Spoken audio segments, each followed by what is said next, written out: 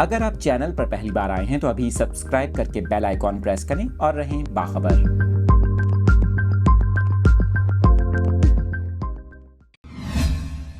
خبر شیئر کر رہے ہیں آپ کے ساتھ ذی الحج کے چاند سے متعلق۔ آپ کو بتا رہے ہیں کہ مصر کے ماہر فلکیات نے فلکیاتی حسابات کے مطابق عید الاضحیٰ کی تاریخ بتا دی۔